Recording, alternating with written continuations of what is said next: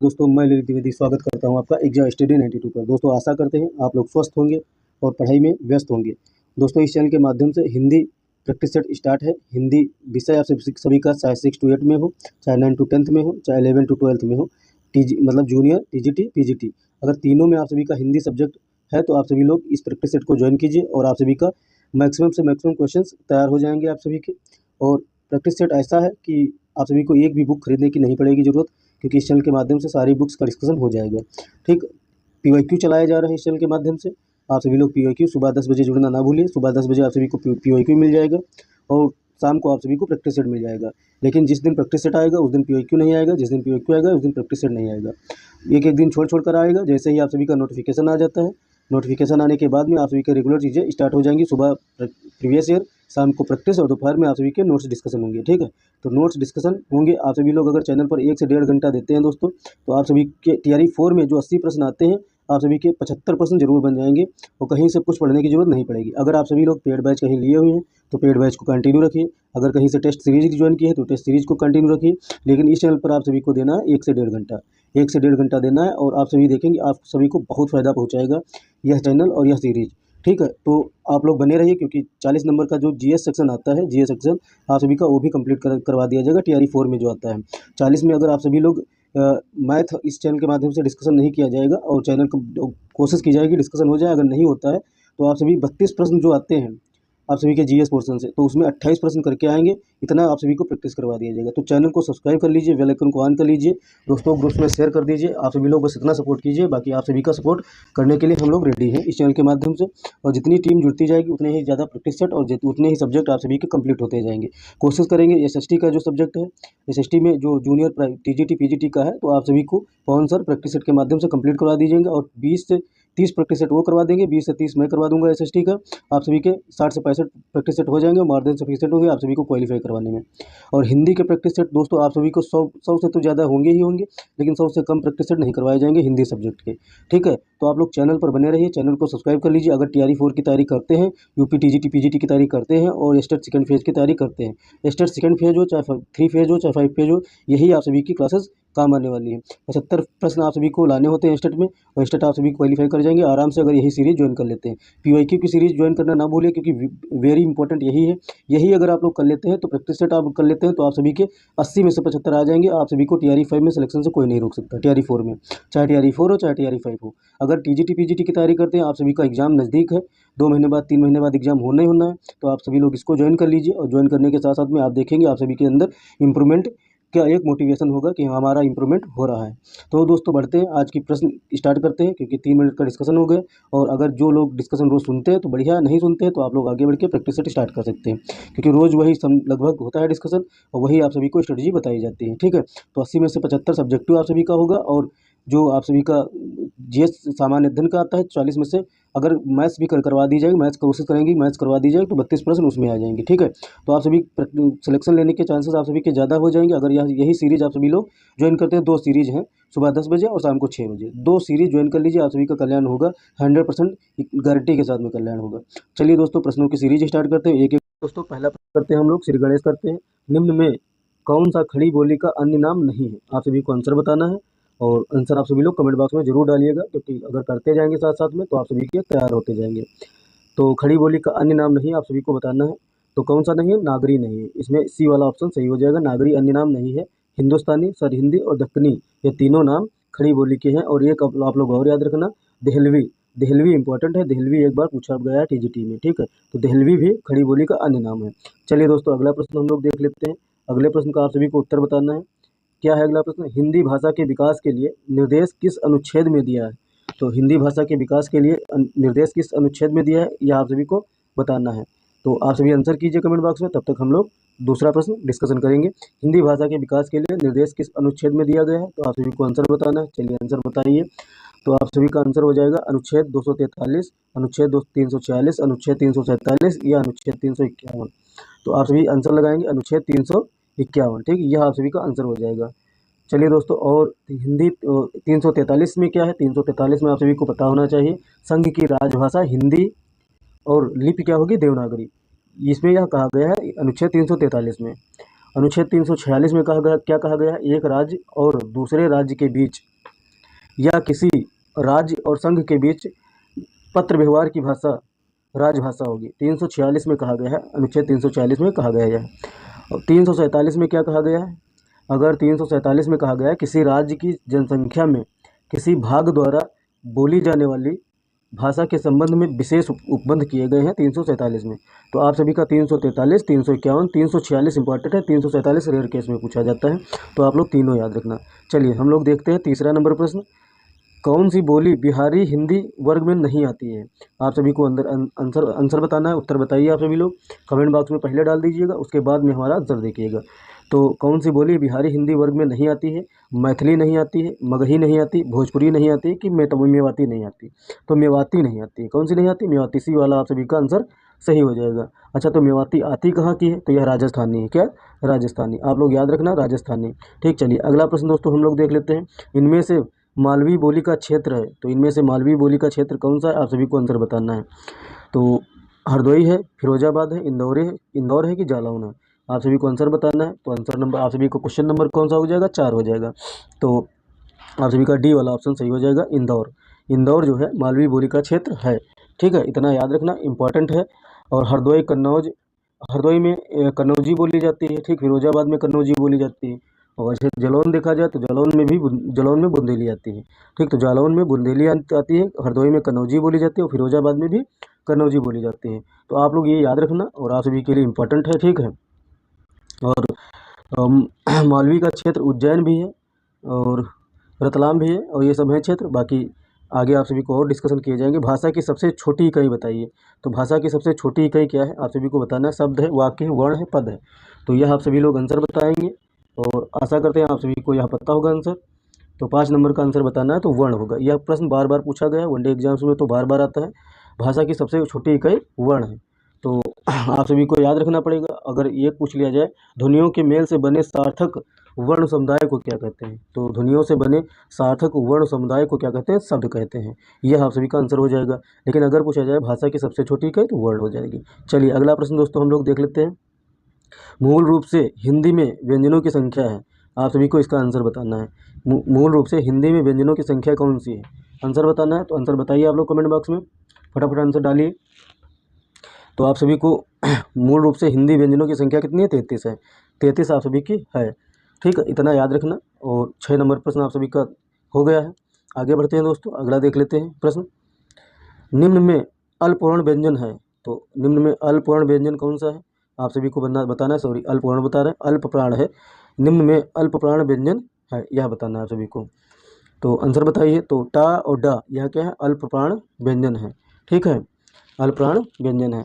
तो जैसे आप सभी को से पूछ लिया जाए किसी प्रत्येक वर्ग का, वर्ग तो आप सभी लोग जानते ही होंगे, प्रत्येक वर्ग का पहला, तीसरा और पांचवा कौन सा? पहला, तीसरा और पांचवा ये क्या होते हैं? अल्प प्राण होते हैं। क्या होते हैं? अल्प प्राण होते हैं। पहला, तीसरा और पांचवा।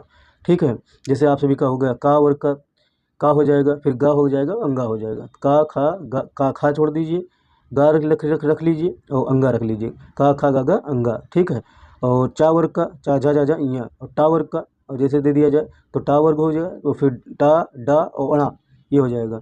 और अगर ता वर्ग का दे दिया जाए ता दा ना हो जाएगा। अब पा वर्ग का दे दिया जाए तो पा बा मा, ये 5 वर्ग हैं।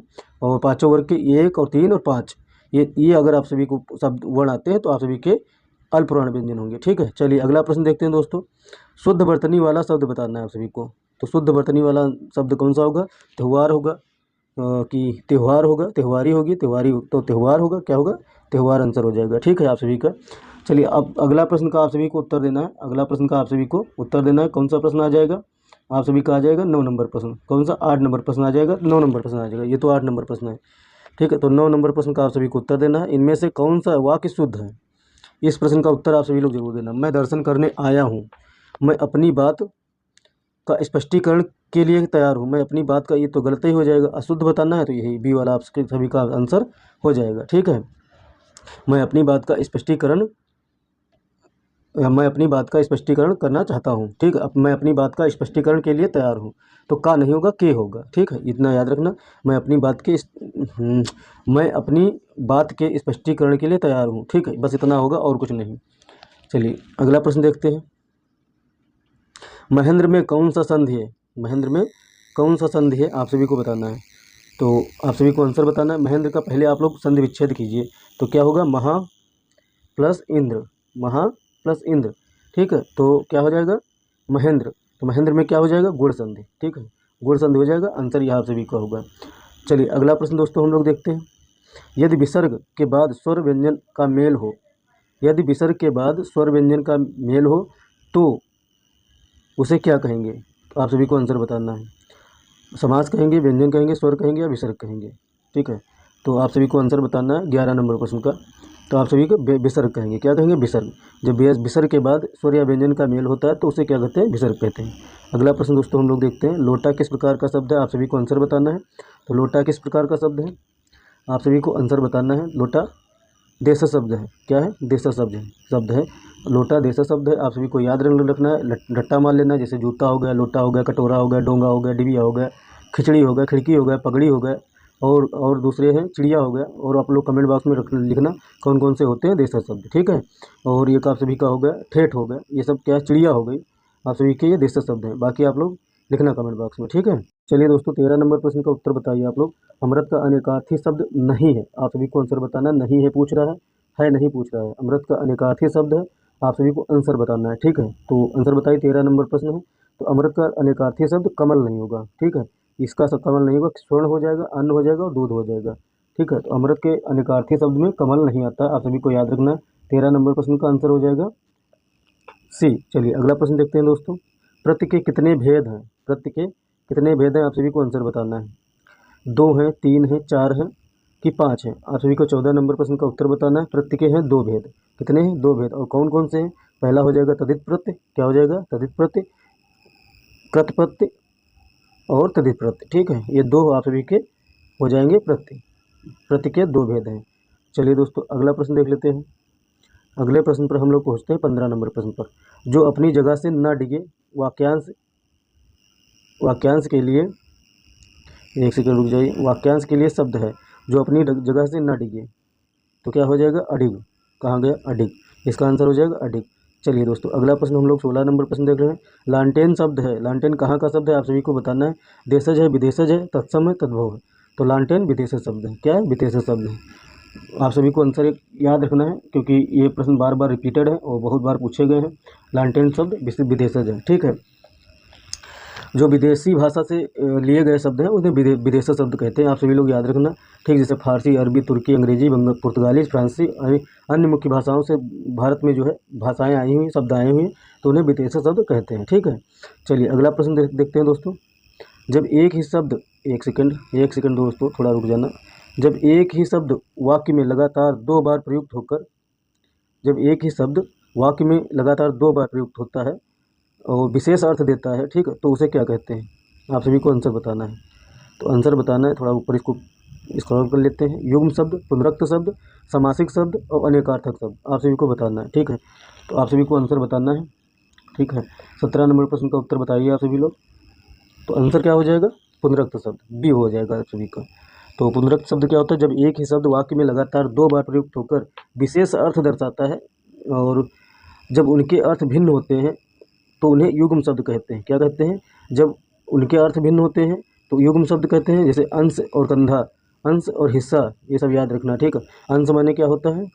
अंश माने हिस्सा भी होता है और अंश माने कंधा भी होता है। ये 2 शब्द हो गए लेकिन अर्थ इनके क्या है? अलग अलग। तो पुनरुक्त शब्द हो जाएंगे, ठीक है। और आप सभी लोग याद रखना, बिल्कुल इंपॉर्टेंट है प्रश्न। महापुरुष शब्द में कौन सा समास है? आप सभी को आंसर बताना है। तो महापुरुष शब्द में कौन सा समास है? आंसर बताना है। आप सभी लोग आंसर कीजिए। तो कर्मधारय समास है। महापुरुष में कौन सा समास है? कर्मधारय पुरुष है। और कर्मधारय पुरुष समास, कर्मधारय समास कब होता है? जिसका प्रथम पद विशेषण, दूसरा पद विशेष होता है। क्या होता है? प्रथम पद क्या होता है? विशेषण होता है और दूसरा पद विशेष होता है। या तो दूसरा पद विशेष होता है और पहला पद विशेष होता है, दूसरा पद क्या होता है? विशेषण होता है। दोनों में से एक है तो आप सभी का कर्मधारय समास है, ठीक। इतना याद रखना। जैसे आप सभी का एक और शब्द, फेमस शब्द आता है, ये तो महापुरुष है। महापुरुष में क्या है? कर्मधारय समास है। और दूसरा आता है नीलगाय। क्या आता है? नीलगाय आता है। तो आप सभी का ये क्या हो जाएगा? कर्मधारय समास हो जाएगा। एक और शब्द आते हैं परमेश्वर जैसे आते हैं। मुखचंद्र आता है। जैसे क्या आता है? मुखचंद्र, ठीक है, मुखचंद्र। ठीक है। चंद्र क्या हो जाएगा, विशेषण हो जाएगा, मुख क्या हो जाएगा, विशेष हो जाएगा। अब जैसे नील गाय है तो नील गाय में नील क्या हो जाएगा, आप सभी का विशेषण हो जाएगा, और गाय क्या हो जाएगा, विशेष हो जाएगा।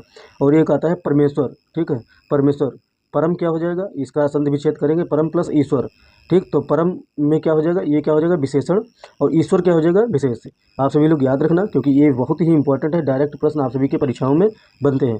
तो दोस्त हम लोग देखते हैं 19 नंबर प्रश्न देख लेते हैं। 19 नंबर प्रश्न पर हम लोग पहुँच गए हैं। भाषा किसका पर्यायवाची शब्द है, आप सभी को आंसर बताना है। तो भाषा सरस्वती का पर्यायवाची शब्द है। क्या है, सरस्वती का पर्यायवाची शब्द है। याद रखना, पूछा जाता है, ठीक है। अगर और भी पूछ लिया जाए तो शारदा हो जाता है, वीणापाणी हो जाता है, वागीश होता जाता है, ब्रह्मी हो जाता है, जैसे ये सब सरस्वती की पर्यायवाची है, ठीक है। तो भाषा भी एक सरस्वती का पर्यायवाची है। चलिए अगला प्रश्न देखते हैं। संज्ञा के कितने भेद हैं, ये बारंबार प्रश्न रिपीटेड है, बहुत बार पूछा जा चुका है। आप सभी को अगर ये नहीं पता है तो हिंदी के आप कैसे प्रवक्ता बन सकते हैं। तो संज्ञा के कितने भेद हैं, 5 भेद हैं। कितने, 5 भेद हैं। और सभी को कमेंट बॉक्स में डालना है कौन कौन से भेद हैं। तब उसके बाद में पॉज कर लो पहले, उसके बाद में कमेंट बॉक्स में डालना, तब उसको पॉज को हटाना और वीडियो देखना। तो पहली हो जाती है व्यक्तिवाचक संज्ञा, व्यक्तिवाचक संज्ञा। दूसरी हो जाती है समूहवाचक संज्ञा। तीसरी हो जाती है जातिवाचक संज्ञा। चौथी हो जाती है भाववाचक संज्ञा। और पाँचवीं कौन सी हो जाती है, द्रव्यवाचक संज्ञा। आप सभी ये पाँचों संज्ञाएं याद रखना, इंपॉर्टेंट है। अगला प्रश्न है दोस्तों आप सभी का 21 नंबर प्रश्न, आप सभी को आंसर बताना है। दाम शब्द का बहुवचन होता है। तो दाम शब्द का बहुवचन, एक सेकंड दोस्तों, हाँ, दाम शब्द का बहुवचन बताना है। तो दाम शब्द के बहुवचन बहुत सारे हो जाएंगे, जैसे आप सभी का बहुत सारे हो जाएंगे, लेकिन इनमें से कोई नहीं होगा। दामे, दामाओ, दामो, ये सब नहीं होंगे, ठीक है। जैसे कभी कभी होता है ना, हर शब्द के बहुवचन नहीं बनाए जा सकते हैं, ठीक है, वो बहुवचन में ही होते हैं। तो आप सभी, जैसे आप सभी का प्राण हो गया, प्राण का बहुवचन बनाया जा सकता है, नहीं बनाया जा सकता, ये बहुवचन में ही होता है। और एक दोस्तों होता है आंसू, आंसू क्या होता है, इसका बहुवचन बनाया जा सकता है, आंसू का बहुवचन बनाया जा सकता है, नहीं बनाया जा सकता, ये बहुवचन में हो जाता है। एक होता है शब्द दर्शन, दर्शन का बहुवचन बनाया जा सकता है, नहीं बनाया जा सकता, क्योंकि यह पहले ही बहुवचन में ही इसका प्रयोग होता है। और दोस्तों आप सबकी ओठ हो जाते हैं, ओठ जैसे प्रयोग करना है तो ओठ क्या होगा, ये आप सभी का बहुवचन में ही हमेशा प्रयोग होता है। वैसे ही अक्षत हो गया, अक्षत, जैसे आप सभी लोग अक्षत डालते हैं ना पूजा करने के बाद में, तो क्या हो जाएगा, वो भी बहुवचन में आता है। और एक शब्द आप सभी का ये दिया हुआ है दाम, तो दाम भी क्या है, बहुवचन ही शब्द है, इसका बहुवचन नहीं बनाया जा सकता, वो ऑलरेडी पहले से ही दाम जो है बहुवचन में है। चलिए अगला प्रश्न हम लोग दोस्तों देख लेते हैं। अगला प्रश्न इंपॉर्टेंट है और हम लोग देखेंगे 22 नंबर प्रश्न, ठीक है। हिंदी में कारक कितने भेद हैं, हाँ, कारक के कितने भेद हैं आप सभी को बताना है। यह स्टेट में पूछा गया प्रश्न है, स्टेट फर्स्ट पेज में आया था प्रश्न, और मैंने एनालिसिस किया था तो स्टेट का देखा था, ये प्रश्न रखा हुआ था, ठीक है। तो आप सभी को आंसर इसका बताना है। तो 8 भेद होते हैं, कितने होते हैं, 8 भेद होते हैं कारक के। और कौन कौन से होते हैं, जैसे कर्ता हो गया, कर्ता की विभक्ति क्या हो जाती है, ने हो जाती है, क्या हो जाती है, ने हो जाती है। कर्म की विभक्ति अगर पूछ लिया जाए तो को हो जाता है। और कर्ण की पूछ लिया जाए तो से हो जाएगा, कर्ण की क्या हो जाएगा, से हो जाएगा। और आप सभी से कर्ण के बाद आता है संप्रदान, संप्रदान पूछ लिया जाए तो को हो जाता है। और फिर एक होती है के लिए। अगर आप सभी लोगों से अपादान पूछ लिया जाए तो से होता है, से, अच्छा, से कर्ण में भी होता है और अपादान में भी होता है, लेकिन अपादान में अलग होने से अर्थ देता है।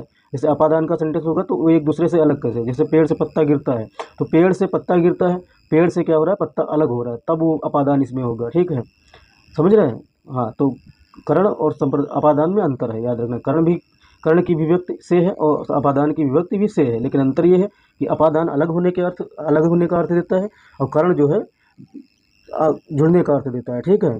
याद रखना आप लोग सभी। जैसे पेड़ से पत्ता गिरता है, ठीक है। संबंध जैसे आप सभी से पूछ लिया जाए तो संबंध की विभक्ति क्या होती है, का हो जाती है, ठीक है, के हो जाती है, की हो जाती है, रा हो जाती है, रे हो जाती है, री हो जाती है। ये संबंध के विभक्तियाँ। अधिकरण में पूछा जाए तो 2 विभक्तियाँ होती हैं। 2 विभक्तियाँ कौन कौन सी होती हैं अधिकरण में, अधिकरण में 2 विभक्तियाँ होती हैं, 2, कौन कौन सी होती है, में और पर, ठीक। ये 2 विभक्तियाँ होती हैं अधिकरण में। अगर संबोधन पूछ लिया जाए तो हे, अजी, अहो, अरे, संबोधन में आप सभी का संबोधन चिन्ह ये सामने लिखा हुआ है, आप लोग देख लीजिए, ऐसा बनता है। अगर ऐसा सेंटेंस में है तो आप सभी का संबोधन विभक्ति होगी, आप लोग याद रखना, ठीक है, ठीक। तो कौन सा वो होगा कारक, संबोधन कारक होता है। विभक्ति हे, अजी, अहो, अरे, ठीक, ये चिन्ह होता है संबोधन का, ये अगर लगाए तो संबोधन आप सभी का कारक होगा। 23 नंबर प्रश्न देख लेते हैं, इसका डिस्कशन बहुत हो गया। जो शब्द संज्ञा या सर्वनाम की विशेषता बताते हैं, आप सभी लोग याद रखना, जो शब्द संज्ञा या सर्वनाम की विशेषता बताते हैं उन्हें क्या कहते हैं, आप सभी को आंसर बताना है। तो संज्ञा या सर्वनाम की विशेषता बताते हैं तो उन्हें विशेषण कहते हैं। क्या कहते हैं? विशेषण कहते हैं। आंसर यही होगा। अगला प्रश्न दोस्तों हम लोग देख लेते हैं। उसका सिर खुजलाता है वाक्य में कौन सी क्रिया है? सकर्मक क्रिया है, द्विकर्मक क्रिया है कि अकर्मक क्रिया है कि संयुक्त क्रिया? आप सभी को आंसर बताना है। आप सभी के पास में 24 नंबर प्रश्न है, ठीक है। तो इसमें क्या हो जाएगा? अकर्मक क्रिया। वह सिर खुजलाता है, क्या हो जाएगा? अकर्मक क्रिया। ठीक, अकर्मक क्रिया होती कब है? अकर्मक क्रिया क्या होता है? कर्म के बिना या कर्म रहित। ठीक है, कर्म के बिना या कर्म रहित उसे अकर्मक क्रिया कहते हैं। जिन क्रियाओं में कर्म की जरूरत नहीं पड़ती उन्हें अकर्मक क्रिया कहते हैं। ठीक है, अकर्मक क्रिया कहते हैं। उसका सिर खुजलाता है तो क्या हो जाएगा? अकर्मक क्रिया हो जाएगा। चलिए अगला प्रश्न देखते हैं दोस्तों। लोग 25 नंबर प्रश्न पर आ गए हैं। भूतकाल के कितने भेद होते हैं? पूरी अगर एक्सप्लेन लेना है तो आप सभी को पीवाईक्यू ज्वाइन करना है। क्या करना है? पीवाईक्यू ज्वाइन करना है। सुबह 10 बजे आप सभी की क्लास आ जाती है, पीवाईक्यू ज्वाइन कर लेंगे और शाम को 6 बजे आप सभी को प्रैक्टिस सेट मिल जाएगा। लेकिन हर दूसरे दिन मिलता है या रेगुलर आप सभी को कंटिन्यू नहीं मिलता है, एक दिन छोड़ छोड़ के मिलेगा प्रैक्टिस सेट।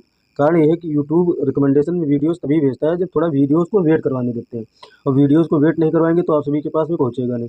अगर आप सभी लोग सब चैनल को सब्सक्राइब किए हैं, बेल आइकन को ऑन किए हैं तो आप सभी के पास में ये नोटिफिकेशन पहुंच जाता है। लेकिन रिकमेंडेशन में यूट्यूब अपने हिसाब से भेजता है। तो अगर आप लोग चैनल को सब्सक्राइब कर लेते हैं, बेल आइकन को ऑन कर लेते हैं तो आप सभी के पास में नोटिफिकेशन पहुंच जाएगा चैनल का वीडियो का। आप सभी समय समय पर वीडियो देख सकते हैं और एंजॉय कर सकते हैं। अपनी पढ़ाई में इसको ऐड करके इसका लाभ उठा सकते हैं। ठीक है दोस्तों, तो चैनल को सब्सक्राइब कर लीजिए, बेल आइकन को ऑन कर लीजिए और इसको शेयर करना ना भूलिए। शेयर कर दीजिए, लाइक कर दीजिए, जिससे क्या है इस चैनल पर जो मेरा नाम ललित द्विवेदी है, अगर मैं इस पर डिस्कशन करता हूँ तो मुझे थोड़ा बहुत मोटिवेशन मिलता है। तो दूसरी वीडियो रिकॉर्ड करने की आप सभी के लिए ज़रूरी समझता हूँ और रिकॉर्ड करके आप सभी तक पहुँचाता हूँ। तो दोस्तों ज़रूर, अगर आप सभी को लाभ होता है और आप सभी लोग इससे लाभ उठाना चाहते हैं, आगे आने समय में आप सभी 80 में से 75 नंबर लाना चाहते हैं अपने सब्जेक्टिव में, हिंदी सब्जेक्ट की गारंटी है कि 80 में से 75 आएंगे। तो आप सभी लोग इसको सब्सक्राइब कर लीजिए। और एसएसटी का प्रैक्टिस सेट और आप सभी को नोट्स डिस्कशन करेंगे पवन सर डिस्कशन कर देंगे। तो आप सभी निश्चित मान लीजिए आप सभी के मैक्सिमम क्वेश्चन इसी से फंस जाएंगे, कहीं से पढ़ने की भी जरूरत नहीं पड़ेगी। ठीक है, वो तो इतना तगड़ा पढ़ाते हैं, कुछ कहने को नहीं। अभी उनकी जीके की क्लासेस चल रही हैं, आप लोग चाहें तो ज्वाइन कर सकते हैं। चलिए दोस्तों हम लोग देख लेते हैं 25 नंबर प्रश्न। भूतकाल के कितने भेद हैं? तो भूतकाल के कितने भेद हैं आप सभी को आंसर बताना है। तो 25 नंबर प्रश्न का उत्तर बताना है। आप सभी लोग जल्दी जल्दी कमेंट बॉक्स में डालिए, उसके बाद में हम लोग आगे बढ़ते हैं। 26 नंबर प्रश्न देखते हैं। और चैनल को आप लोग सब्सक्राइब कर दीजिए और एक बार शेयर जरूर कर देना। आप लोगों से निवेदन है, चैनल जितना शेयर करेंगे उतना ही मुझे भी थोड़ा बहुत मोटिवेशन मिलता रहेगा। तो भूतकाल के 6 भेद हैं। कितने भेद हैं? 6 भेद हैं। आई होप आप लोगों ने कमेंट पर बॉक्स में डाला होगा। तो मैं जब ये वीडियो रिकॉर्ड करके अपलोड कर दूंगा तो जरूर देखूंगा आप सभी के कमेंट और लाइक भी करूंगा। ठीक है, तो भूतकाल के 6 भेद हैं। कौन कौन से 6 भेद हैं? एक सामान्य भूतकाल होता है, दूसरा आसन्न भूतकाल होता है। कौन सा होता है? आसन्न भूतकाल होता है। और एक होता है अपूर्ण भूतकाल होता है। क्या होता है? अपूर्ण भूतकाल होता है। चौथा दोस्तों पूर्ण भूतकाल होता है। और पांचवा संदिग्ध भूतकाल होता है। और छठा अगर आप लोग देखेंगे तो हेतु मत भूतकाल होता है। तो इन सब चीज़ों के आप सभी को एक एक डिस्क्राइब किया जाएगा, एक एक चीज़ें डिस्कशन की जाएंगी जब आप सभी को नोट्स डिस्कशन किए जाएंगे। अभी आप सभी को रेंडमली चीज़ें बताई जा रही हैं जो प्रश्न में पढ़ रहा है। ठीक है, तो आप लोगों के 6 भेद होते हैं, यह प्रश्न पूछे जाते हैं। ऐसे ही प्रश्न स्टेट में तो बार बार बनते हैं और TRE 4 TGT PGT UP TGT PGT में बन चुके हैं और आरपीएससी ग्रेड 1 में बन चुके हैं। सब में ये प्रश्न बन चुके हैं ऐसे। चलिए दोस्तों अगला प्रश्न देख लेते हैं। थोड़ा थोड़ा किस प्रकार का अव्यय है? तो थोड़ा थोड़ा किस प्रकार का अव्यय है आप सभी को बताना है। न्यूनता बोधक, तुलनावाचक, पर्याप्तवाचक और श्रेणीवाचक, ये 4 ऑप्शन आप सभी के सामने, आप सभी को आंसर बताना है। तो आप सभी लोग जब आंसर बताएं तभी हम लोग आगे बढ़ेंगे। तो थोड़ा थोड़ा श्रेणीवाचक अव्यय है। कौन सा? श्रेणीवाचक अव्यय है। तो यह आप लोग याद रखना, बहुत इंपॉर्टेंट है। और श्रेणीवाचक का अगर अन्य जो उदाहरण देख लिया जाए तो क्रम से हो जाएगा, बारी बारी से हो जाएगा। और एक होता है तिल होता है। ठीक है, ये सब हो जाते हैं, यथाक्रम इत्यादि और सभी इससे ज़्यादा भी आप सभी को बताया जा सकते हैं। ठीक है, चलिए अगला प्रश्न देखते हैं। तो थोड़ा थोड़ा श्रेणीवाचक अव्यय है। चलिए अगला प्रश्न देखते हैं। संज्ञा के प्रतिनिधि शब्द हैं। तो संज्ञा के प्रतिनिधि आप सभी को शब्द बताने हैं। तो आंसर कीजिए। विशेषण है, अव्यय है, सर्वनाम है, उपसर्ग है। तो संज्ञा के प्रतिनिधि शब्द हैं तो आप सभी को कौन से हो जाएंगे? सर्वनाम हो जाएंगे। कौन से हो जाएंगे? सर्वनाम। ये सब आप लोग याद रखना है, आप लोगों के लिए ये क्वेश्चन है। तो सर्वनाम आप सभी को पता ही होगा, मैं, तुम, हम, वह, आप, उसका, ये सब क्या होते हैं? सर्वनाम होते हैं। ये सब क्या होते हैं? प्रतिनिधि होते हैं शब्द संज्ञा के। चलिए, जो संज्ञा के स्थान पर प्रयुक्त होते हैं उसे सर्वनाम कहते हैं। आप सभी को पता होगा ना, संज्ञा के स्थान पर जो प्रयुक्त होते हैं उसे क्या कहते हैं? सर्वनाम कहते हैं। इसलिए सर्वनाम को संज्ञा का प्रतिनिधि शब्द मानते हैं। अकर्मक क्रिया है। तो अकर्मक क्रिया आप सभी को बताना है। पढ़ना है, सोना है, लिखना है, खाना है। आप सभी को अकर्मक क्रिया बताना है। तो आप सभी कहेंगे सोना। सोना क्या है? अकर्मक क्रिया है। अकर्मक क्रिया क्रिया के 2 भेद होते हैं, आप सभी को पता है। रचना की दृष्टि से दो भेद होते हैं, ये भी याद रखना कि रचना की दृष्टि से क्रिया के दो भेद होते हैं, एक सकर्मक होता है, एक अकर्मक होता है। ठीक, तो दो भेद आप सभी को याद रखने हैं, और एक एक चीज़ आप सभी लोग जब डिटेल्ड चीज़ें पढ़ेंगे तभी आप सभी को चीज़ें क्लियर होंगी। और आप लोग इसको प्रैक्टिस सेट को ज्वाइन करते हैं तो आप सभी ये मान के चलिए आप सभी को 100 प्रैक्टिस सेट करवा दिए जाएंगे।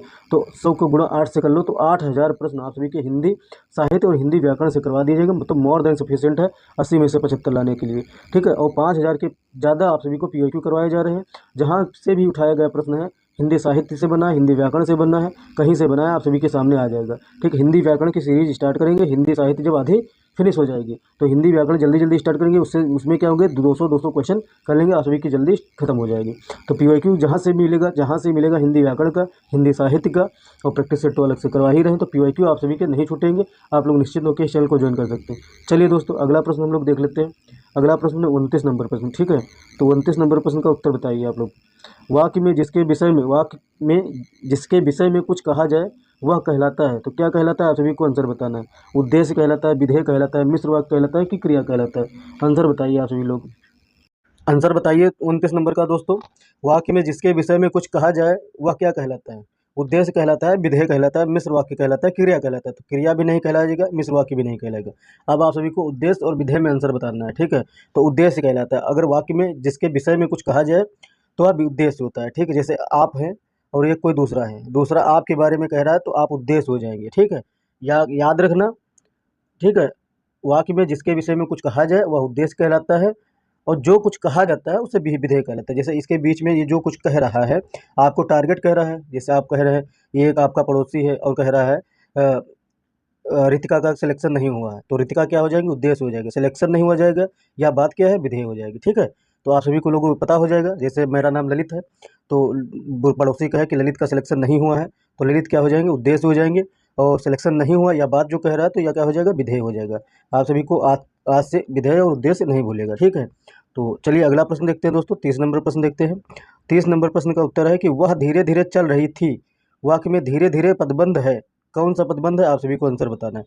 तो मिश्र वाक्य तो होगा नहीं, क्रिया विशेषण पदबंध, संयुक्त वाक्य, सरल वाक्य, कौन सा पदबंध होगा आप सभी को बताना है। ठीक, 30 नंबर का कारण यह है कि सरल वाक्य संयुक्त वाक्य पदबंध नहीं है। ठीक है, क्रिया विशेषण पदबंध है। ठीक है, क्रिया विशेषण क्या है, पदबंध है, यह आंसर हो जाएगा। ये ऑप्शन ही गलत रख दिए गए। अगर कोई एलिमिनेशन मेथड इस्तेमाल करता तो सिर्फ इसको आंख बंद करके लगा देता, क्रिया विशेषण पदबंध। ठीक है, यहाँ पर संज्ञा पदबंध नहीं दिया है, और संज्ञा पदबंध कर दिया होता तो शायद कोई कन्फ्यूजन में इसको लगा सकता था, क्योंकि पदबंध उसके आगे लिखा होता है। आप सभी का क्रिया विशेषण पदबंध लिखा है तो वही आंसर हो जाएगा। अगला प्रश्न दोस्तों हम लोग देखते हैं। संरचना के आधार पर सरल वाक्य के दो प्रमुख घटक माने जाते हैं। तो संरचना के आधार पर सरल वाक्य के दो प्रमुख घटक माने जाते हैं, आप सभी को बताना है। अकर्मक, सकर्मक, उद्देश्य और विधेय, विशेषण, क्रिया विशेषण, एकवचन, बहुवचन, आप सभी को आंसर बताना है।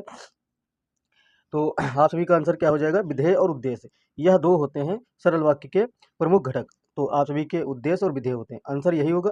बस कुछ नहीं पढ़ना है आप सभी का। और हम लोग 31 नंबर प्रश्न कर रहे हैं। चलिए दोस्तों, हम लोग 32 नंबर प्रश्न कर रहे हैं। हम लोगों ने प्रश्नों का नंबर इसलिए नहीं दिखा रहे हैं आप सभी को, जिससे क्या है आप सभी को जूम करके अच्छी चीज़ दिखा दे सकती।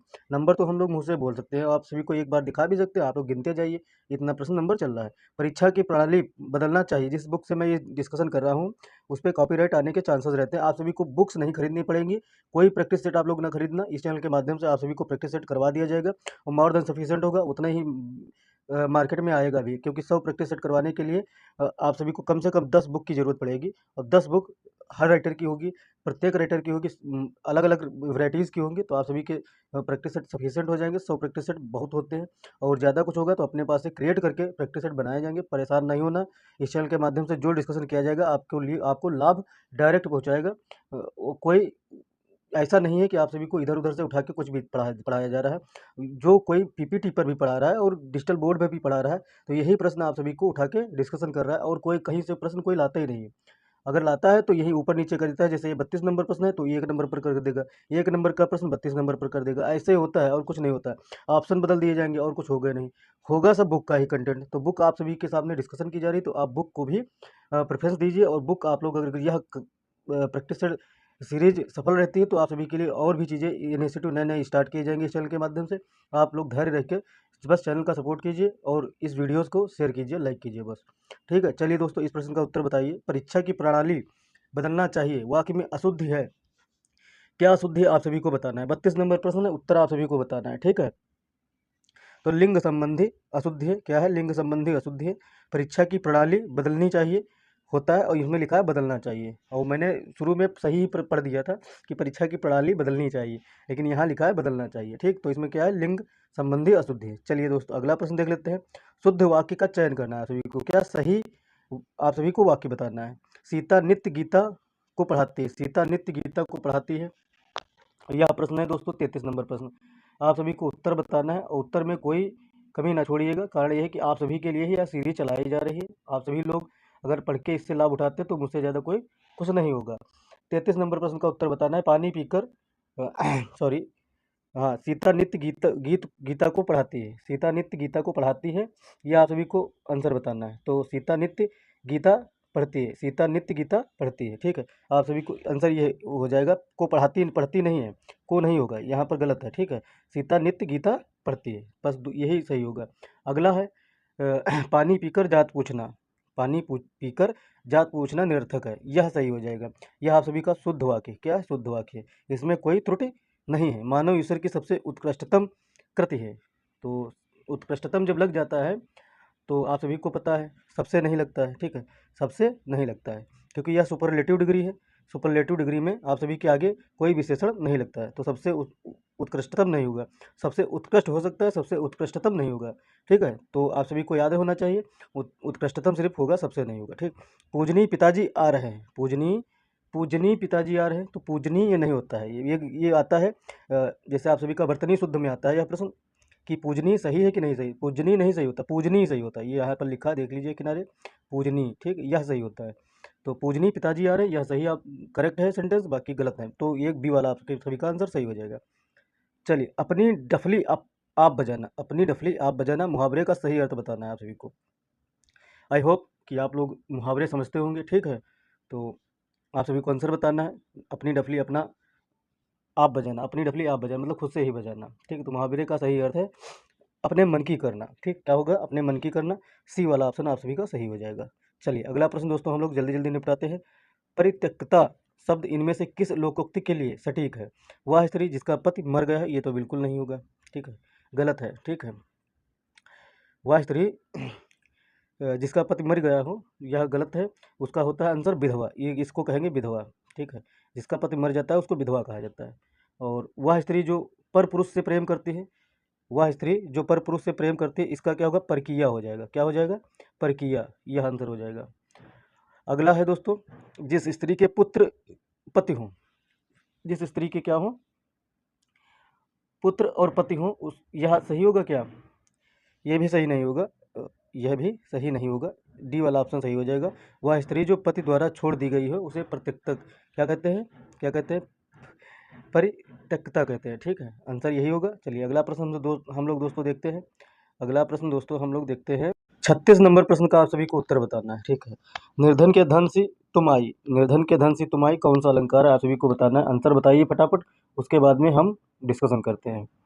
आप सभी को आंसर बताना है, डिस्कशन तभी होगा जब आप सभी आंसर बता देंगे। ठीक है, 36 नंबर का प्रश्न का उत्तर बताइए, आप लोग कमेंट बॉक्स में डालना है। आप सोचते हैं कि आप सभी लोग डाल चुके होंगे क्योंकि थोड़ा वेट आप सभी को करवा दिया।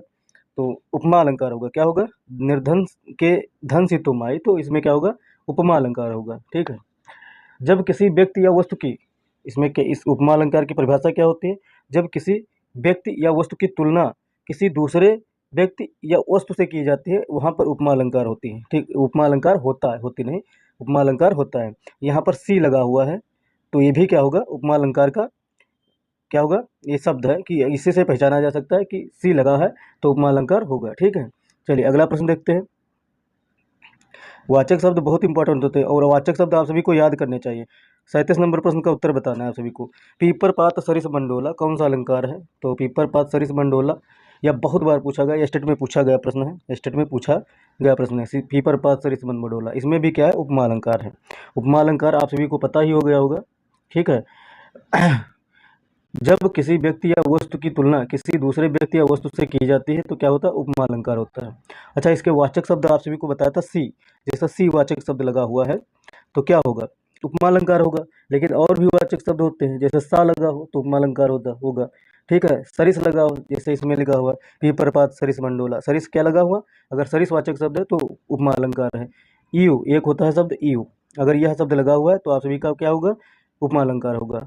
एक है जिमी, क्या, जिमी, ये रामायण पढ़ेंगे तो आप सभी को शब्द मिलेगा, जिमी लगा है तो उपमा अलंकार होगा। एक लगा है सदृश, इसको भी याद रखना, सदृश, ठीक है, तो ये लगा हुआ है तो फिर उपमा अलंकार है। 38 नंबर प्रश्न का उत्तर बताइए आप सभी लोग। जहाँ किसी विषय का वर्णन इतना बढ़ा चढ़ाकर किया जाए कि लोक सीमा या मर्यादा का उल्लंघन हो जाए, ठीक है, तो वह कौन सा अलंकार होगा। जैसे एक होता है तो वो अतिशयोक्त होता है, ठीक है, तो अतिशयोक्त इसका आंसर हो जाएगा।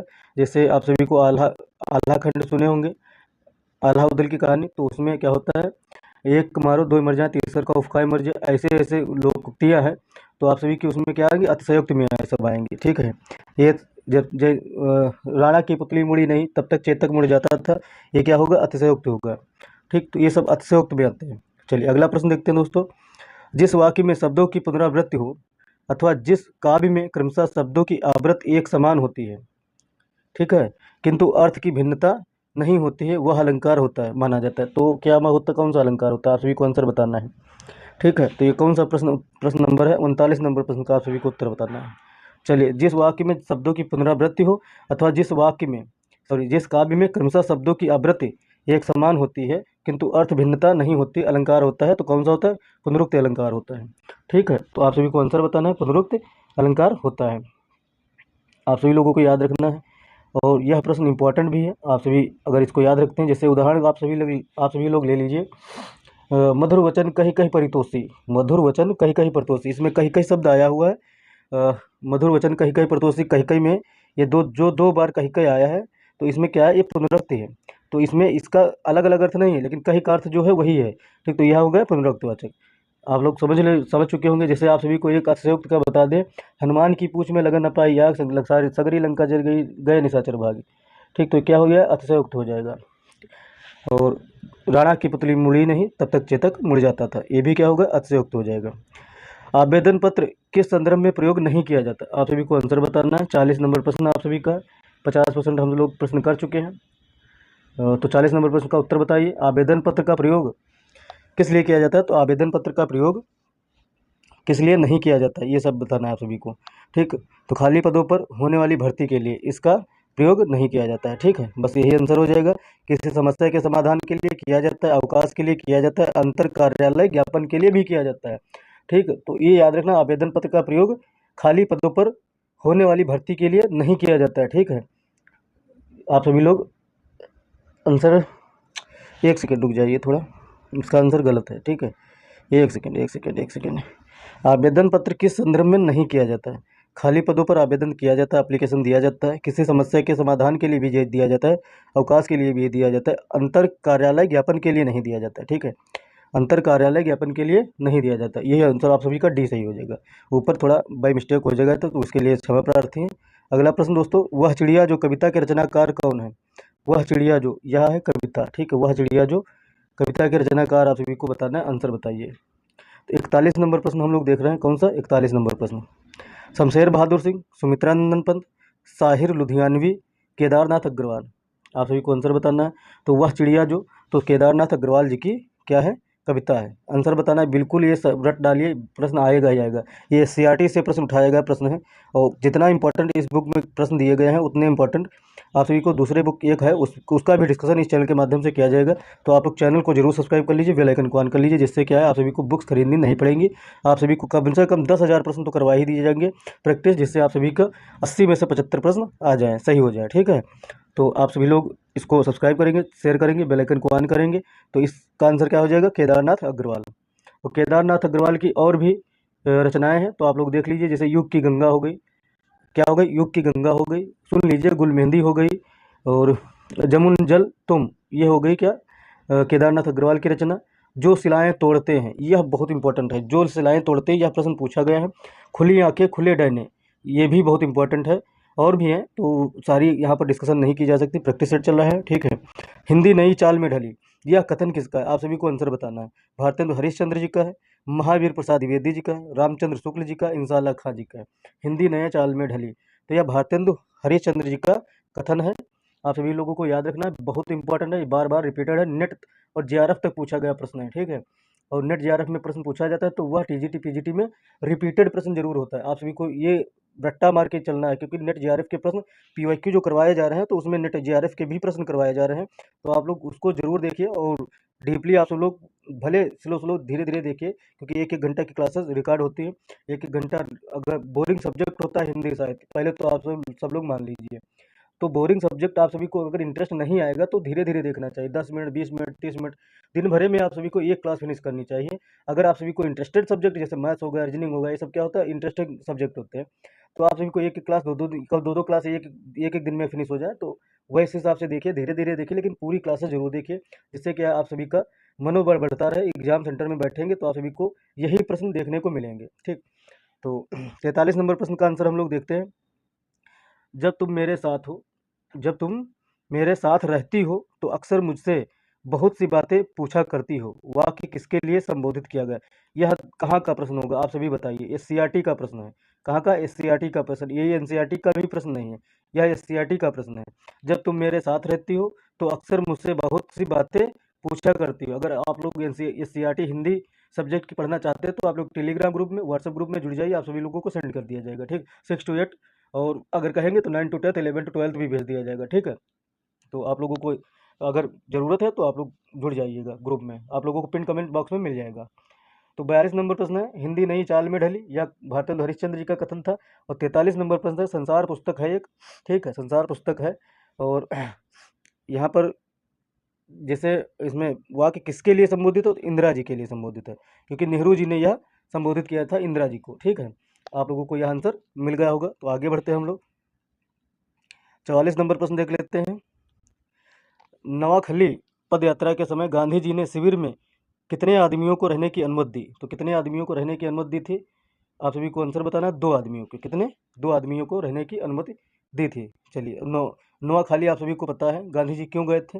स्वतंत्रता जब मिल रही थी भारत को, तो कितने कत्लेआम हुई नोआखाली में, कितने घर जला दिए गए, कितनी हत्याएं हुई हिंदुओं की, आप सभी को पता है, किसी से कुछ छिपा नहीं। बाकी ये तो मॉडर्न हिस्ट्री का और स्वतंत्रता संग्राम का, स्वतंत्रता आंदोलन का टॉपिक है, तो आप लोगों को इसमें डिस्कशन किया जाएगा। जब मॉडर्न हिस्ट्री, तो आप सभी को डिस्कशन की जाएंगी नौखाली जब गांधी जी गए थे, ठीक है। तो वन मैन बाउंड्री फोर्स किसने कहा था? तो लॉर्ड माउंटबेटन ने कहा था, ठीक है। चलिए दोस्तों, जो कुछ गलती हो जाए तो आप लोग करेक्शन कर देना, हो सकता है कुछ मिस्टेक हो गई हो। यह स्टेटमेंट लॉर्ड माउंटबेटन जी का है, ठीक है। दादी माँ शीर्षक कहानी के रचनाकार हैं। दादी माँ शीर्षक कहानी के रचनाकार आप सभी को बताना है। तो कौन है? शिव प्रसाद सिंह है। शिव प्रसाद सिंह है, आंसर यह हो गया आप सभी का, ठीक। तो जैसे शिव प्रसाद सिंह की और भी हैं, आर पार की माला, कर्नासा की हार, शाखा मृग, इन्हें भी इंतजार, मुर्दा सराय, भेड़िया, ये सब क्या है? शिव प्रसाद सिंह जी की है। अगला प्रश्न दोस्तों हम देखते हैं, मिठाई वाला शीर्षक कहानी किसके द्वारा रचित है? डायरेक्ट आप सभी से ऐसे ही प्रश्न आते हैं, आप लोग टीआरई 3 का प्रश्न उठा के देख लेना, ऐसे ही प्रश्न आप सभी को मिलते हैं। 45-46 नंबर प्रश्न का उत्तर बताइए। मिठाई वाला भगवती प्रसाद वाजपेयी जी, भगवती प्रसाद वाजपेयी जी की यह कहानी है, मिठाई वाला। अगला प्रश्न दोस्तों हम लोग देखते हैं 48 नंबर प्रश्न। दोस्तों हम लोग 48 नंबर प्रश्न नहीं, 47 नंबर प्रश्न देख रहे हैं, ठीक है। तो 47 नंबर प्रश्न का आप सभी को उत्तर बताना है।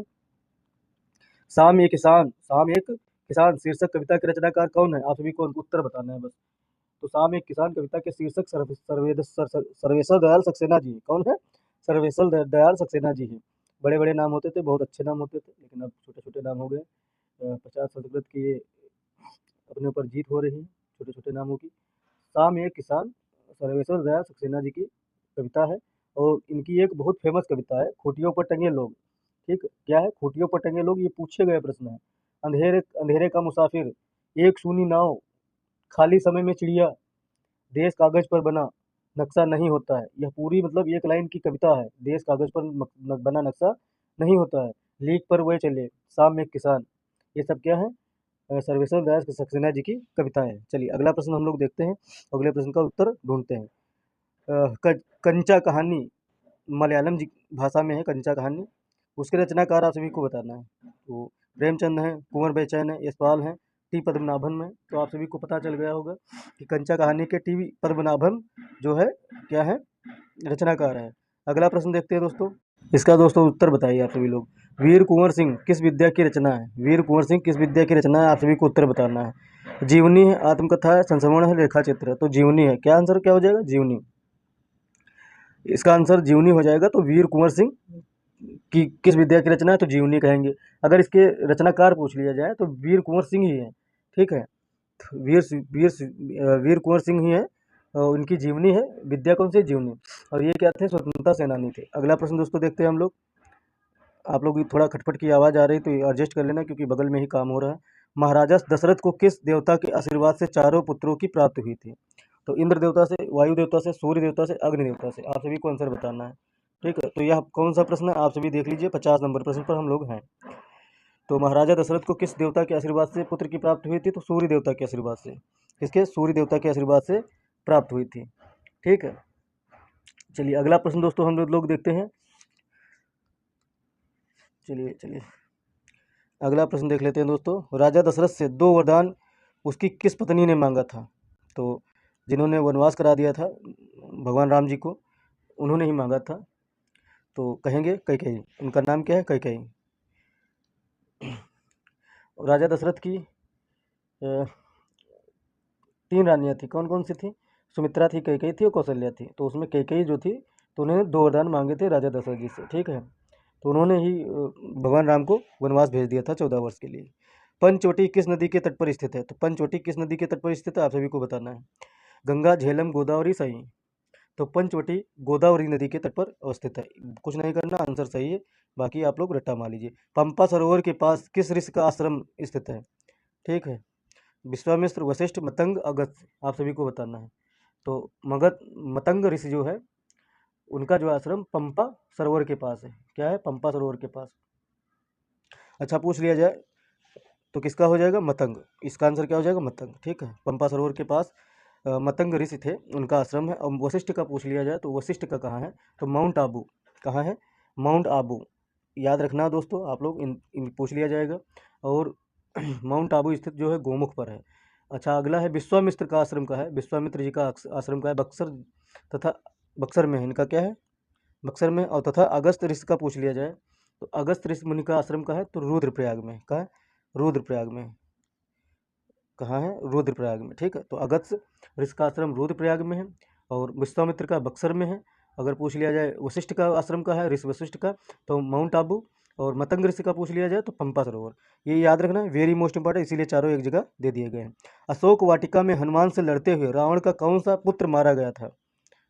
अशोक वाटिका में हनुमान से लड़ते हुए रावण का कौन सा पुत्र मारा गया था? मेघनाद नहीं मारा गया था। विभीषण, ये भी नहीं मारे गए थे। अक्षय कुमार और कुंभकर्ण भी नहीं मारे गए थे। इनको तो राम जी ने मारा था। तो अक्षय कुमार इसका आंसर हो जाएगा। ठीक है, तो बी ऑप्शन सही हो जाएगा। रावण का पुत्र अक्षय कुमार अशोक वाटिका में हनुमान से लड़ते हुए मारा गया था।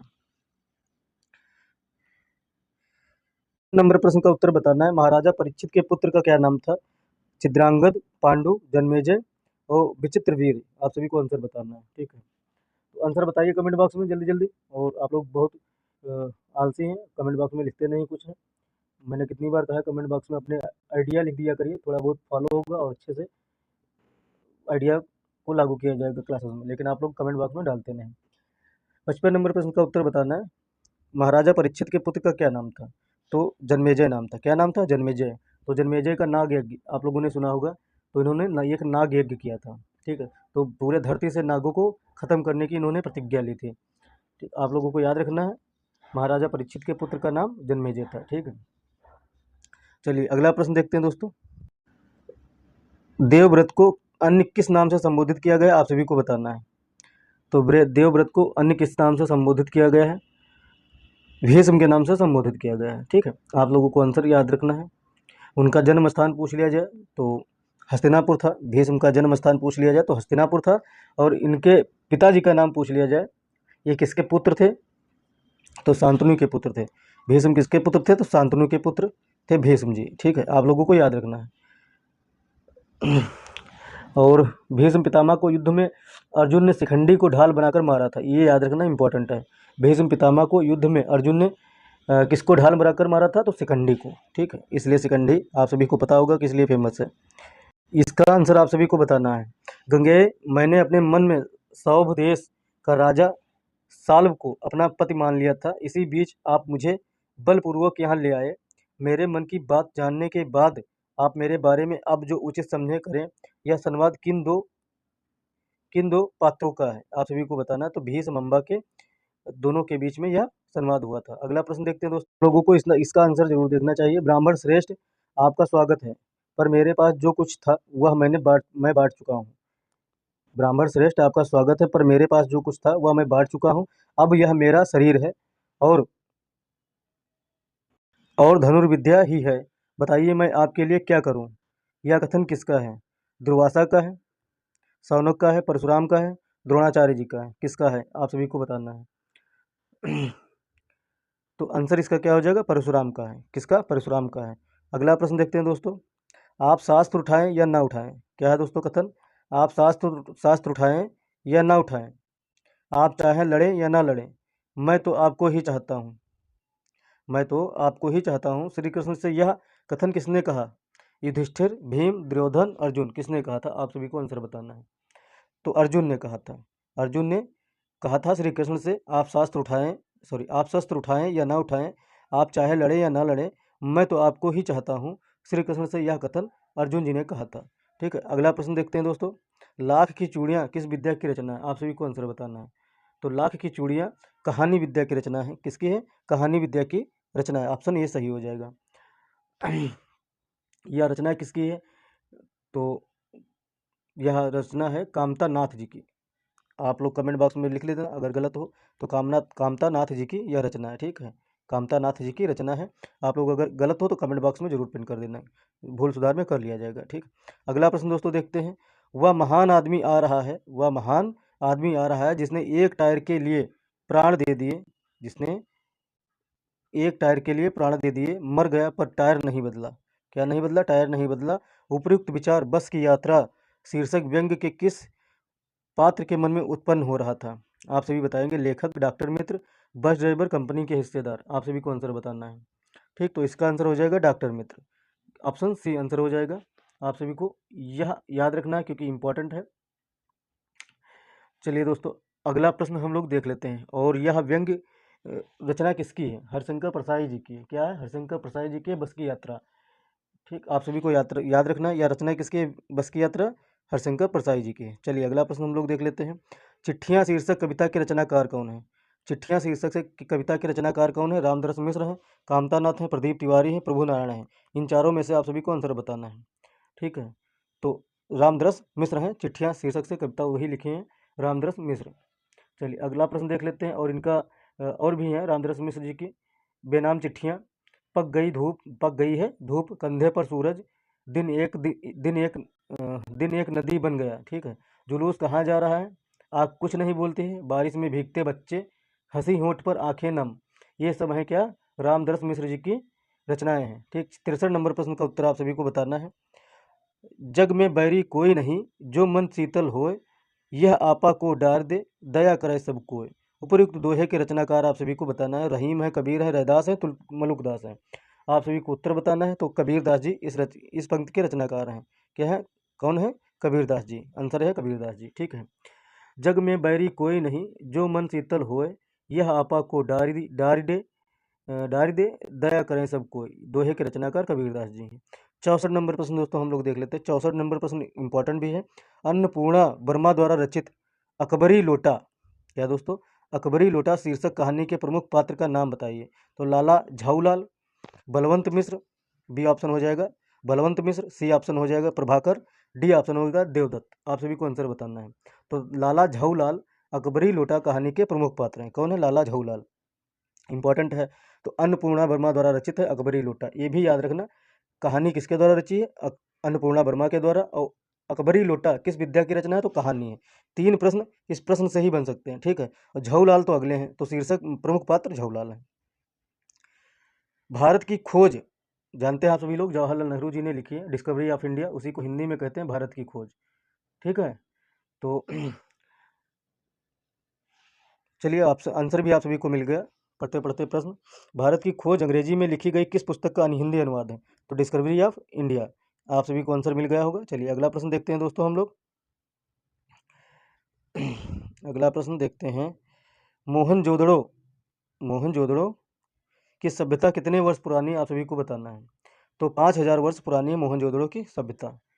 ठीक। अगला प्रश्न देखते हैं दोस्तों, किस काल में बौद्ध धर्म दो संप्रदायों हीनयान और महायान में बढ़ गया? ठीक, किस काल में बटा? शुंग काल में, कुषाण काल में, मौर्य काल में, गुप्त काल में? आप सभी को आंसर बताना है। तो कुषाण काल में क्या हुआ, बौद्ध धर्म दो भागों में बट गया, एक तो हीनयान, दूसरा महायान। ठीक है। भारत में सर्वप्रथम भगवान बुद्ध की मूर्तियों का निर्माण कुषाण काल में ही हुआ। ये इंपॉर्टेंट प्रश्न आप सभी से बार बार पूछा गया और यह हिस्ट्री में प्रश्न बन जाता है कि भगवान बुद्ध की मूर्तियां जो है किस काल में निर्माण हुआ? तो वह कुषाण काल में निर्माण हुआ। अच्छा, इसमें बौद्ध धर्म है, हिंदी साहित्य में क्या है? बौद्ध धर्म है। ठीक, बौद्ध धर्म को आप सभी को पढ़ना है, तो इसलिए इसमें क्या होता है, ये इससे प्रश्न बन जाते हैं। तो आप सभी का आंसर अगर पूछा जाए तो यही हो जाएगा, बौद्ध धर्म। और कुषाण काल में क्या हुआ, भगवान बुद्ध की मूर्तियां बनना स्टार्ट हुई। ठीक है। 68 नंबर प्रश्न का उत्तर आप सभी को बताना है। 68 नंबर प्रश्न का उत्तर बताइए, मुगल साम्राज्य की खंडित होने का महत्वपूर्ण कारण क्या था? मुगल साम्राज्य के खंडित होने का महत्वपूर्ण कारण क्या था? आप सभी को बताना है। तो आर्थिक, क्या था? आर्थिक। आर्थिक रूप से कमजोर हो रहे थे, इसलिए यह खंडित हो रहे थे। ठीक है। चलिए, और औरंगजेब का व्यक्तिगत चरित्र भी आप सभी को पता होगा, उनका भी बहुत खराब रहा, इसलिए यह बहुत ज्यादा खंडित हुआ। चलिए अगला प्रश्न देखते हैं दोस्तों। 72 नंबर प्रश्न का आप सभी को उत्तर बताना है। मुंशी प्रेमचंद को उपाधि प्राप्त थी कथा सम्राट, कहानी शिरोमणि, आत्मकथाकार, बाकी छोड़ दीजिए, कथा सम्राट उपाधि प्राप्त थी। ठीक है। कथा सम्राट किसे कहा जाता है? मुंशी प्रेमचंद्र जी को कहा जाता है। ठीक है। यह एक उपन्यासकार थे और कहानीकार भी थे। आप सभी को पता होगा, इनकी कहानियां आप सभी को पता होनी चाहिए। जैसे ये की हो गई ईदगाह, बड़े भाई साहब, ठाकुर का कुआं। ठाकुर का कुआं जबरदस्त इनकी कहानी, आप लोग पढ़ के देखिए, मजा आ जाएगा। कफन, कफन भी बहुत जबरदस्त है। उपन्यास में अगर आप लोग पढ़ना चाहते हैं, गोदान पढ़िए, गोदान जबरदस्त है। दूसरी सेवा सदन, कायाकल्प, रंगभूमि बहुत जबरदस्त, कर्मभूमि बहुत जबरदस्त। ये ऐसी हैं, ऐसे उपन्यास हैं जो आप सभी को पढ़ना ही पढ़ना चाहिए। कहानियां आप सभी को इतनी पढ़नी चाहिए, ईदगाह, बड़े भाई साहब और ठाकुर का कुआं, कफन। ठाकुर का कुआं और कफन आप जो दो जरूर पढ़िएगा। कहानियां और उपन्यास इतने जरूर हैं, आप सभी को याद होने चाहिए। ठीक, इसलिए इनको कथा सम्राट कहा जाता है। चलिए अगला प्रश्न देखते हैं। 70 नंबर प्रश्न दोस्तों हम लोग देखते हैं, कन्यादान कविता किसकी रचना है? ऋतुराज की है। कन्यादान किसकी रचना है? ऋतुराज की है। देवराज की है कि देवी दत्त की है कि कुमार विभो की है? आप सभी को बताना है। कन्यादान रचना ऋतुराज की है। किसकी है? ऋतुराज की। ऑप्शन ए सही हो जाएगा। ठीक, इनकी और भी रचनाएं हैं, पुल पर पानी, एक मरण धर्मा। ठीक है। और इनकी कविताएं अगर आप सभी लोग याद याद कर सकते हैं तो याद कर लेना। सूरत, निरत, अबेकस, अबेकस याद रखना, इंपॉर्टेंट है। ठीक है। आशा नाम नदी, ये सब इंपॉर्टेंट है, आप लोगों को इंपॉर्टेंट इंपॉर्टेंट बता दी गई हैं। 70 नंबर प्रश्न हो गए। आप सभी को अब बताना है 71 नंबर प्रश्न का उत्तर। 71 नंबर प्रश्न उतना ही इंपॉर्टेंट है जैसा शरीर के लिए हार्ट। आप सभी को बताना है। 71 नंबर प्रश्न का उत्तर बताइए, अटल बिहारी वाजपेयी को सर्वोच्च भारतीय नागरिक सम्मान जिसे भारत रत्न कहते हैं कब प्राप्त हुआ? आप सभी को बताना है। ये पूछा जा सकता है, तो 2015 में प्राप्त हुआ। आप सभी को आंसर मिल गया होगा। और इनकी एक प्रमुख कविता है, आप सभी को पता होगा, कदम मिलाकर चलना होगा, कदम मिलाकर चलना होगा। इनकी प्रमुख कविता है किसकी? अटल बिहारी वाजपेयी जी की। कबीरदास न नींदिए, कबीरदास न नींदिए, जो पाऊ तल होए, उड़ी पड़े जब आँख में, खरी दुहेली होए। तो आप सभी को बताना है। रेखांकित शब्द का अर्थ होगा, तो दुहेली का अर्थ आप सभी को बताना है। ठीक है। तो दुहेली का अर्थ होता है दुख। क्या होता है? दुख। ठीक है। आंसर यही होगा। यह जो है ली गई है पंक्तियां कबीर की साखियां। ठीक। एक है संत सुधासार, संत सुधासार में संपादित है। संत सुधासार एक वो है, तो जिसमें कबीर की सखियां हैं। ठीक है। तो यह लिखी किसके द्वारा गई है और संपादित किसके द्वारा की गई है? वियोगी हरि के द्वारा ये संपादित की है। कबीर की सखियां से ली गई है यह पंक्तियां। कबीर घास ना नींदिए, जो पाऊँ तली होए, उड़ी पड़े जब आँख में, खरी दुहेली होए। ठीक है। आंसर हो जाएगा दुख। चलिए आप सभी को 73 नंबर प्रश्न का उत्तर बताना है। 73 नंबर प्रश्न का उत्तर क्या हो जाएगा? ठीक है। आप सभी को आंसर बताना है, तो आंसर बताइए। मुझे इतना बड़ा खिताब देने की जरूरत नहीं है, मैंने तो देश के लिए, क्या दोस्तों, मैंने तो देश के लिए अपने हिस्से का जरूरी योगदान दिया है। तो यह कथन किसका है, आप सभी को बताना है। महात्मा गांधी जी का है, अटल बिहारी वाजपेयी जी का, अर्देशियर जी का है, अर्देश सिर जी का है, प्रदीप तिवारी जी का है। आप सभी को आंसर बताना है। तो आंसर बताइए आप सभी लोग 73 नंबर प्रश्न का। तो यह हो जाएगा अर्देश सिर जी का। अर्देश सिर जी का है। मुझे इतना बड़ा खिताब देने की जरूरत नहीं है, ठीक है। मैंने तो देश के लिए अपने हिस्से का जरूरी योगदान दिया है। चलिए, और ये निर्देशक थे आलम आरा के। आलम आरा आई थी 1956 में, ठीक है। उसके निर्देशक थे अर्देशिर जी, और 1956 में आई थी, आप सभी को पता होगा। और जब 25 वर्ष पूरे हुए थे इस आलम आरा के, तब उन्होंने यह कथन दिया था। चलिए अगला प्रश्न देखते हैं दोस्तों। अगला प्रश्न कौन सा है, 74 नंबर प्रश्न। अगर किसी बच्चे ने घर की किसी चीज़ को हाथ लगाया तो बस रात खाना बंद हो जाएगा, रात का खाना बंद हो जाएगा। उपरोक्त कथन किस पाठ से लिया गया है, आप सभी को बताना है। कामचोर, क्या निराश हुआ जाए, यह सबसे कठिन समय नहीं है, लाख की चूड़ियाँ। आंसर बताना है। तो कामचोर से यह लिया गया है, ठीक है। आंसर यह हो जाएगा। चलिए अगला प्रश्न देखते हैं। 75 से 77 आप सभी का क्या है, पैसेज है। 75 से 77 क्या है, पैसेज है। तो पैसेज आप सब लोग पढ़ लेना। अगर आप लोग कहेंगे तो कमेंट आप सभी को यह दे दिया जाएगा PDF। चलिए दोस्तों, इस पैसेज को पढ़ ही लेते हैं। मनुष्य को चाहिए कि सदा सत्य और प्रिय बोले, कभी कट और अप्रिय सत्य न बोले, अप्रिय सत्य की अपेक्षा मौन रहना बेहतर है। भर्तृहरि का कथन है कि मधुर बाणी ही मनुष्य का सच्चा आभूषण है। इस संसार में मधुर वचन एक ऐसी दुर्लभ वस्तु है जिसका सही आचरण करने वाला अस्थायी कीर्ति प्राप्त करता है। यह संपूर्ण संसार के हृदय को शीतल करने वाली एक ऐसी औषधि है जिसके प्रयोग से सभी जन आनंदित होते हैं और प्रयोग करने वाला सबका प्रिय प्रिय बन जाता है, ठीक है। जो व्यक्ति दूसरों के प्रति सदा कटु वचन का प्रयोग करता है, जिसकी भौहें क्रोध से सदा टेढ़ी रहती हैं, जिसके वचन बाण व्यर्थ ही दूसरों के मर्मस्थल को काटते हैं, संपूर्ण ऐसा मनुष्य संपूर्ण समाज का द्वेष पात्र बनता है। जो मनुष्य अपने इष्ट मित्रों को देखकर सम्मान सहित उनसे पहले ही बोलता है, सभी लोग उससे प्रसन्न रहते हैं। जैसे रूखा सूखा भोजन लोगों को संतुष्ट नहीं कर पाता, उसी प्रकार बहुत बड़ा दान यदि प्रिय वचन से रहित है तो प्राणियों को प्रसन्न नहीं कर पाता है, ठीक है। ये पैसेज है। पैसेज का उत्तर आप सभी को बताना है। 75 नंबर प्रश्न का उत्तर बताना है आप सभी को। गद्यांश के आधार पर मनुष्य को क्या करना चाहिए, कटु तथा अप्रिय सत्य बोलना चाहिए, कटु तथा अप्रिय सत्य नहीं बोलना चाहिए, असत्य तथा कटु बोलना चाहिए, प्रिय तथा असत्य बोलना चाहिए। आप सभी को 75 नंबर प्रश्न का उत्तर करना है। तो इसका हो जाएगा कटु तथा अप्रिय सत्य नहीं बोलना चाहिए, ठीक। यह हो जाएगा आंसर आप सभी का। 75 नंबर आंसर हो जाएगा। आप 76 नंबर प्रश्न का उत्तर दीजिए आप सभी लोग।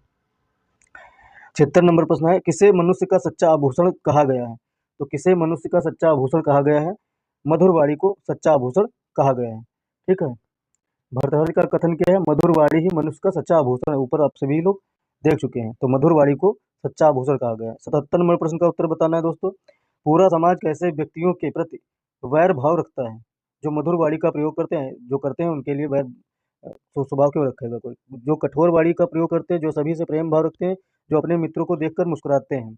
आप सभी को 77 नंबर प्रश्न का उत्तर बताना है। तो जो कठोर वाणी बोलते हैं, ठीक है, पूरा समाज ऐसे व्यक्तियों को बैर भाव से रखता है, ठीक है। इसका आंसर आप सभी को बताना है। पद्यांश पढ़ना है, आंसर बताना है। जिस वस्तु को हम दूसरों को बेचते हैं, जिस वस्तु को हम दूसरों को बेचते हैं, एक में लेते हैं उसी को 20 में है, डूब कर अविवेक में, ठीक है। जिस वस्तु को हम दूसरों को बेचते हैं एक में, लेते उसी को 20 में है, डूब कर अविवेक में, जो देश कच्चा माल ही उत्पन्न करके शांत है, उसका पतन एकांत है, सिद्धांत यह निश्चिंत है। हम दूसरे को 500 की बेचते हैं, जब रुई सानंद कहते हैं कि हमको आय क्या अच्छी हुई, पर दूसरे कहते हैं कि ठहरो, वस्त्र जब हम लाएंगे तब और 4500 लेकर तुम्हें ले जाएंगे। कविता में किस बात की भर्त्सना की गई है, आप सभी को आंसर बताना है। जो उत्पादन करते हैं, जो उत्पादन नहीं करते हैं, जो 20 रुपये में क्रय करते हैं, जो 20 रुपये में विक्रय करते हैं। आप सभी को आंसर बताना है। 78 नंबर प्रश्न का उत्तर बताना है। आप सभी के सामने मैंने पद्यांश भी पढ़ा, आप सभी को उत्तर बताना है, ठीक है। जो उत्पादन नहीं करते हैं, तो यह बी नंबर ऑप्शन हो जाएगा। चलिए अगला प्रश्न देखते हैं। 79 नंबर प्रश्न, निर्भांत से तात्पर्य है। तो निर्भांत से तात्पर्य क्या है, 79 नंबर प्रश्न का उत्तर बताना है। तो निर्भ्रांत से तात्पर्य है कि जिसमें भ्रम नहीं है। ये वाला ऑप्शन सही हो जाएगा। 80 नंबर प्रश्न का उत्तर दोस्तों आप सभी को देना है। कविता के अनुसार हमें क्या करना चाहिए? तो कविता के अनुसार हमें क्या करना चाहिए? वस्त्र बनाने चाहिए, रुई बेचनी चाहिए, कच्चा माल बेचना चाहिए, अंतिम उत्पाद तक निर्माण करना चाहिए। तो कविता के अनुसार हमें क्या करना चाहिए? आप सभी को आंसर बताना है। कविता के अनुसार हमें अंतिम उत्पाद तक निर्माण करना चाहिए। कहाँ करना चाहिए? अंतिम उत्पाद तक निर्माण करना चाहिए। यह डी वाला आप सभी का आंसर हो गया। 80 प्रश्न हम लोगों ने डिस्कशन कर लिए हैं। अगर आप लोगों को सेशन अच्छा लगे तो जरूर चैनल को सब्सक्राइब कर लेना। नहीं अच्छा लगे तो तीसरा प्रैक्टिस सेट देख लेना। तब भी अच्छा ना लगे तो चौथा प्रैक्टिस सेट देख लेना। 100 प्रैक्टिस सेट आप सभी लोग देख लेना, तब सब्सक्राइब कर लेना चैनल को। लेकिन चैनल जरूर सब्सक्राइब कर लेना और बेल आइकन को ऑन कर लेना, जिससे आप सभी को टीआरई 4 में लाभ मिले। और भी जितने एग्जाम हिंदी साहित्य, हिंदी व्याकरण से संबंधित आप सभी के एग्जाम हैं और हिंदी आप सभी का सब्जेक्ट है,